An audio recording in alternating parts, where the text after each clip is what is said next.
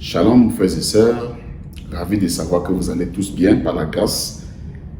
Aujourd'hui, j'aimerais vous montrer une prophétesse, une soi-disant prophétesse. Elle se dit prophétesse, pourtant elle n'en a pas la capacité, elle n'a pas été appelée, pas du tout. Vous allez voir comment la honte, elle a vraiment versé, comme on dit, la honte dans sa communauté, dans son assemblée. Comme absolument les gens aujourd'hui veulent voir les prophéties, ils veulent qu'on prophétise sur eux, ils veulent voir les miracles, ils veulent faire tomber je ne sais pas quoi du ciel. Et voilà là où on en est. Voilà une prophétesse, une femme qui va prophétiser, elle va donner une fausse prophétie avec toute confiance, elle va faire comme Aflukao. Avec toute confiance, elle va vous prophétiser sur une autre femme en disant que je vois ta mère, je vois T. T c'est quoi? Qui tu connais T? La dame va dire oui, ma mère, son nom commence par T. Ok. Et je vois que ta mère est souffrante, blablabla. Bla, bla. Si on ne prie pas sur ta mère, on ne prie pas pour elle, elle va mourir. Vous voyez, c'est comme ça qu'ils ont déjà inculqué la peur dans le cœur des chrétiens, dans le cœur de ces croyants ou ces suiveurs. C'est mieux comme ça, ce ne sont pas des chrétiens. Parce que des vrais chrétiens ne peuvent pas faire ce genre de bêtises. Si on ne prie pas pour ta mère va mourir, etc., etc. Pourtant, la mère de la dame est déjà morte depuis des années. Vous allez regarder la vidéo et à la fin, on reviendra juste après 2 minutes pour des petits commentaires d'1 ou 2 minutes aussi. Regardez ce qui va se passer. Sarah, Yes, Mama. the Lord told me there's someone that you are connected to. Like Tanya. Do you know somebody named Tanya? Starts with a T. My mom. Tana is your mother? Prophesy. And I saw the spirit of death coming to take her away. Combien de temps? But the Lord says if we pray and cancel it today, your mother shall live and testify the goodness of the Lord. Hallelujah. How's your mother's health? My mom, she passed away in 2009. Here I come. Then I'm seeing the past. Oh my God, she's not serious. Now I'm seeing the past. You're a liar. He's a liar. C'est comme ça qu'on vous dit qu'il faut attraper ces bandits-là. Il faut attraper ces fausses prophétesses et faux prophètes qui sont dehors. Allez faire semblant. Faire semblant d'avoir un problème de mariage alors que vous êtes déjà marié. Vous allez comprendre ce qui va sortir de leur bouche. Aujourd'hui, alors, pire, au Nigeria, il y a bagarre entre les prophètes. Mais il y a un homme, un pasteur qui s'appelle Dr Abel Damina. Il prêche un peu comme Gédéon, peut-être à 60%. Ok, mais il ne peut pas, vous savez, Gédéon est unique. En Afrique pour l'instant, dans le monde entier même.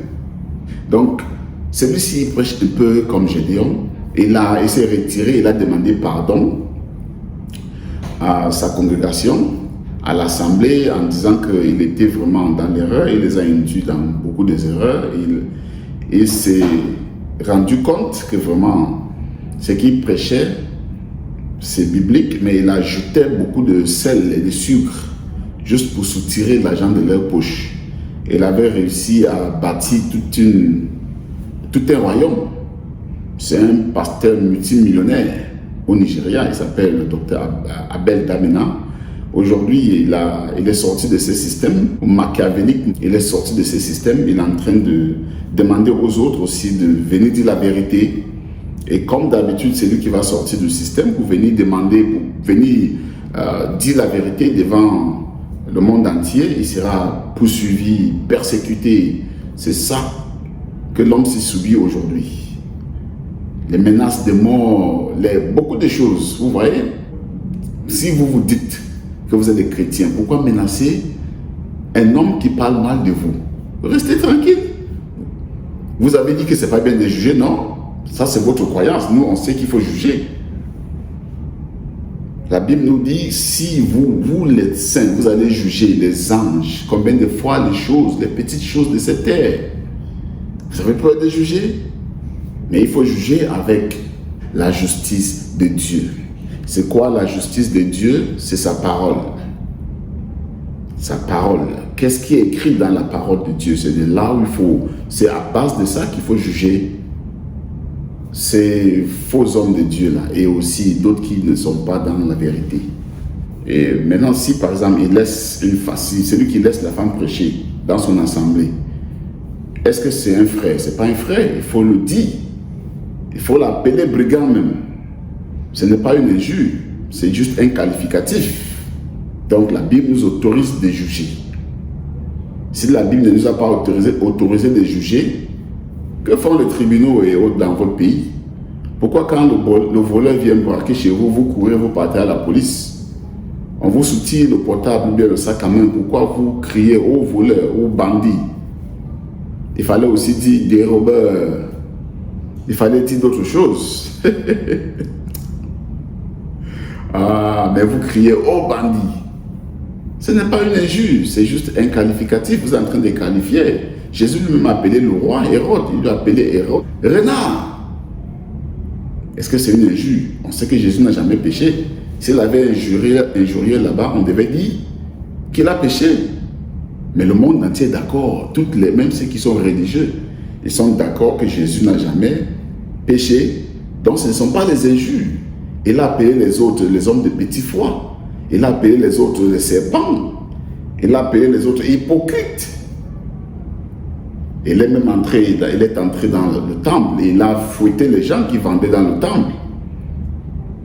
Il a fait beaucoup de choses, mais ce ne sont pas des péchés, c'est les qualificatifs qu'il donnait aux gens là. Donc, docteur Abel Damina, je ne suis pas nigérien, mais j'aime ce que vous faites. Vraiment, continuez mon frère, vous êtes vraiment dans la bonne voie et vous avez demandé pardon pour les mauvaises doctrines que vous avez eu à prêcher avec le Paul Enenche, avec le Selman, et tout ce monde-là. Pasteur Chris et celui de Jeremiah Omoto, on n'en parle pas. Un pasteur qui passe son temps qu'à vendre. Un prophète, il s'appelle. Lui-même, il s'est dit, un prophète multimilliardaire. C'est vrai, il a beaucoup de milliards. Mais il vend l'eau, il vend l'huile, il vend parfum. Il vend les calabasses, il vend la clé de David, il vend même maintenant le savon. Et vous voulez qu'on blâme ces hommes? Ce n'est pas eux qu'on va blâmer, c'est vous qui partagez ces choses-là.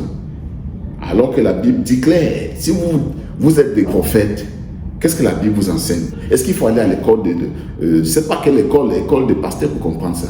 Vous avez reçu gratuitement, vous devrez aussi donner gratuitement. C'est très simple. Pourquoi vendre? La boue que Jésus a utilisée pour guérir l'œil de quelqu'un, est-ce que Jésus a vendu la boue? Le mouchoir de l'apôtre Paul, le mouchoir qui l'ont touché, est-ce qu'il a vendu? Il n'a pas vendu. Mais pourquoi vous vendez? Jusqu'à il a ouvert même une vente en ligne.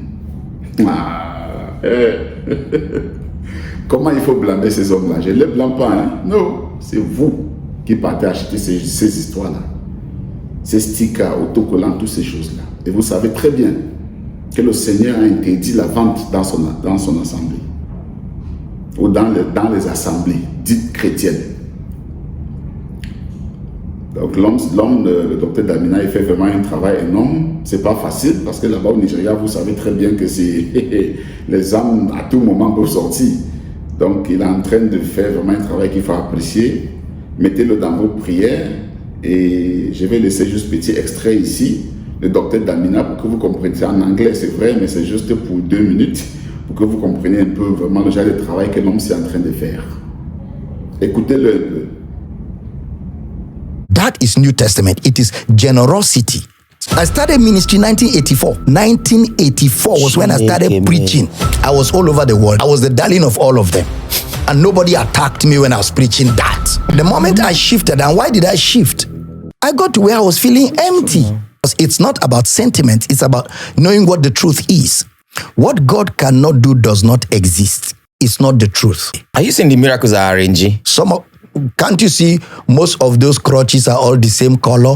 They're all brand new. Some of those wheelchairs are all brand new. In what world will people come for a crusade and all of them are carrying the same brand of crutches? And the wheelchairs are all brand new. God is not desperate to perform miracles, because miracles are not the ultimate. Something for me, but we know the truth of the gospel. He that spared not his son, but gave him up for us all, how shall he not also with him freely give us all things? Blessed be the God and Father of our Lord Jesus Christ, who hath blessed us with all spiritual blessings in the heavenlies in Christ Jesus. Jesus, full of grace and truth, and of his fullness have we all received grace and for grace. A man can receive nothing except it be given from above. And freely you have received, freely give. That's the gospel of Christ. The other one is idol worship disguised as Christianity. And that's what the organized religion feasts on. And it hinders men from seeing God. It keeps people away from the revelation